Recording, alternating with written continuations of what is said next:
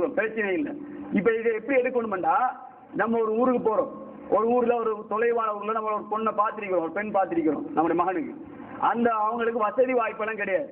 அவங்கள போய் நம்ம தான் போகணும், அவங்களோட வீட்டில் போய் நம்ம தான் கூட்டி அழைத்து வந்து அவர்களுக்கு வேண்டிய வேலை நம்ம தான் செய்ய வேண்டும் என்றால் நம்ம அந்த இடத்துக்கு போவோம்.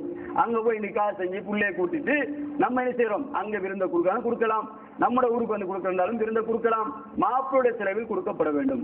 இதுதான் இந்த வலிமாக்களில் பேணப்பட வேண்டும். பெண் வீட்டு விருந்தன்னு சொல்லி இந்த வலிமாவுக்கு பின்னால் போடப்படுகின்ற சாப்பாடுகள் தவிர்க்கப்பட வேண்டும். ஒரு சாப்பாடு தான் திருமணம் என்றா, ஒரு வலிமா ஒரு சாப்பாடு. இதுதான் ரசூலுல்லாஹ் வலிமா, அதாவது கடுமையாக வற்புறுத்தி சொன்ன ஒரு விஷயம். ஏனென்றால் வலிமாக்களில் கெட்ட வலிமா என்றால் ஷர்ருத்தான், கடுமையாக கெட்ட வலிமான்னு சொல்றான். வலிமாவில் கெட்ட வலிமா இருக்கான்.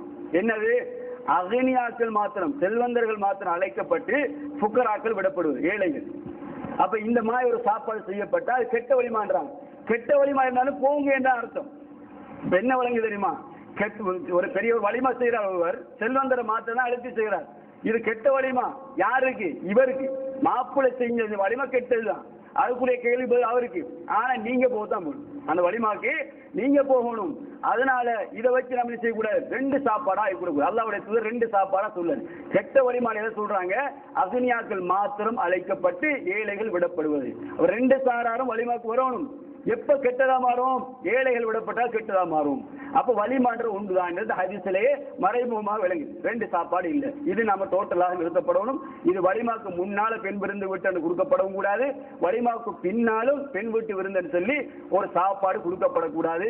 ஆண்மகன் என்ன செய்யலாம், கொடுக்கலாம், அவருக்கு நீங்கள் தாராளமாக உதவி செய்யலாம். ஊர் மக்கள் அனுப்பிச்சலாம், அவர் பார்க்க ஒரு ஏழையா இருக்கிறார், அவருக்கு உங்களால் முடியுமான தொகையை கொடுத்து மகரை கொடுத்து நீங்க திருமணம் முடிங்க, ஒரு வலிமா செய்ய ஊர் மக்கள் கூட செய்யலாம், பள்ளி வாயில் கூட உதவி செய்யலாம், இது தவறே இல்லை. அதே பணியை அந்த பெண் தரப்பில் உள்ளவங்க செய்றாங்க, சீதனம் மட்டும் இல்லாம அவங்க ஒரு தூய்மையான அடிப்படையில் இப்படி சின்ன ஒரு ஹெல்ப் பண்ணி வலிமா கொடுங்க அவங்களுக்கு ஜாயின்ட் ஆகினால் இதுவும் தவறில்லை. தவறில்லை ஏன் சொல்றோம் என்றால் இதுக்கு தடையான ஹதீஸ் இல்லை மார்க்கத்தில்.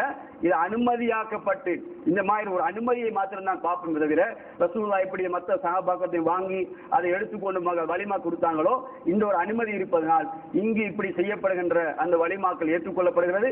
ஆனால் எப்படி செய்யப்பட்டாலும் அது ஒன்றோடு நிறுத்தப்படணும், ஒரு வலிமா தான் கொடுக்கப்படும்.